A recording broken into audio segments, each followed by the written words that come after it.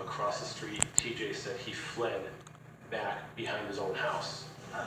Soon after, Terrence says he heard Ronald's desperate cries. TJ went back and found that Ronald had been stabbed. Given the physical evidence, Terrence's story sounds credible, but there is one thing that doesn't quite wash for detectives. The Hill Farm area is that upper middle class area. This is not the neighborhood that one would expect to find this type of activity. What Terrence was describing really sounded like a planned hit, like someone decided to follow Ronald, hunt him down, and kill him. So can you think of any reason why your friend might have been a target? He had some bad business dealings. He was known by the high school age set to be a good supplier for personal use marijuana. It could have been a situation where Ronald was beefing with some guy that would be marijuana business, and now found this guy's car to Ronald. The detectives follow up on this promising lead. The plot only thickens. It seems this wasn't the first time Ronald Taylor had been at the sharp edge of a knife. You can't trust anybody. Doesn't matter who it is. Your mother, your brother, your lover, anybody. At the end of the day, they're gonna do what they want to do. Wake up, boy. Ballpark flame grilled jerky. Go back to sleep. Where were we? Makes one taste and you're in love. At Domino's, we're known for delivery, but we want to be great at carry-out too. That's why we're offering a deal that will get a lot of people in the door and help us become carry-out experts. Put your store to the test and carry out large three-topping pizzas for only $7.99 each every Monday through Thursday. You pay your car insurance premium like clockwork, month after month, year after year. Then one night you hydroplane into a ditch. Yeah. Surprise, your insurance company tells you to pay up again. Why pay for insurance if you have to pay even more for using it? If you have Liberty Mutual Deductible Fund, you could pay no deductible at all. Sign up to immediately lower your deductible by $100 and keep lowering it $100 annually until it's gone. Then continue to earn that $100 every year. There's no limit to how much you can earn, and this savings applies to every vehicle on your policy. Call 1-844-483-1988 to learn more. Switch to Liberty Mutual and you could save up to $509. Call Liberty Mutual for a free quote today at 1-844-483-1988. See car insurance in a whole new light. Liberty Mutual Insurance. After trying Brookside Crunchy Clusters, Carly B tweeted, "At this point, I should just be a Brookside Chocolate Ambassador." Well, I am sorry, Carly. It's something you earn. Brookside, talk about delicious. Even when you're taking an antidepressant, you may still be struggling with depression. You try to put on a brave face, but inside the symptoms linger.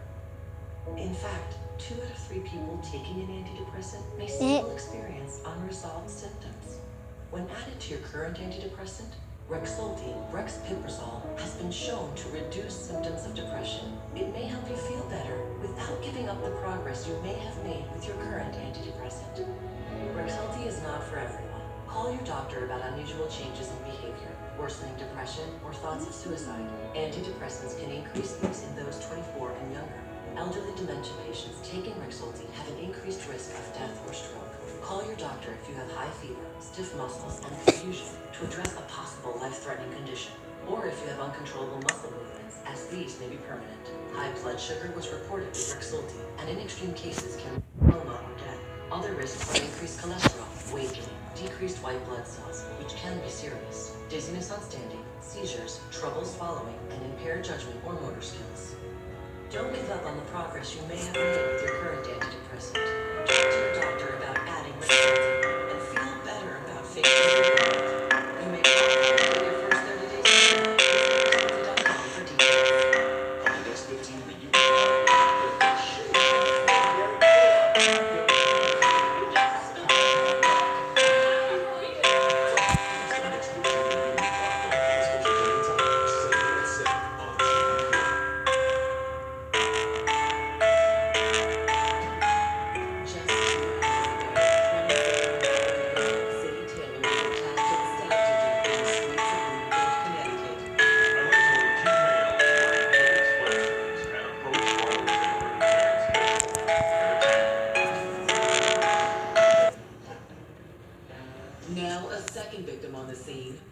Ronald's friend, local football star Terrence Mitchell, has furnished detectives with a possible motive.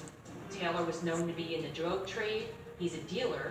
He may have been stabbed for some sort of trouble he was having with his marijuana business.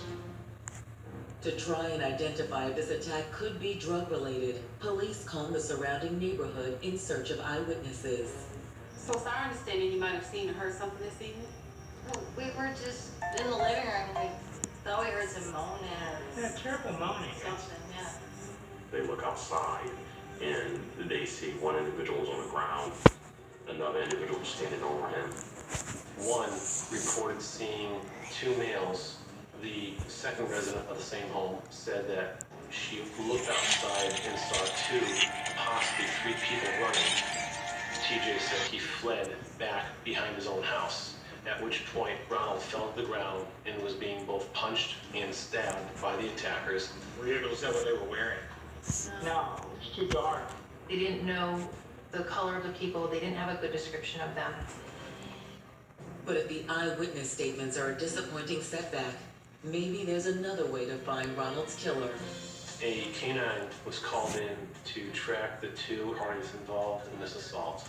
When a canine track is done, the dog is trained to follow a scent. They start the track from the area where the victims, in this case Terrence Mitchell, says that the suspects were last headed.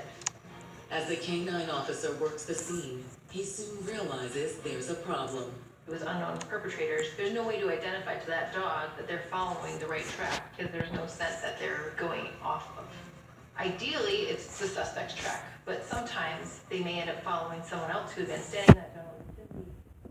We're just going in circles at this point.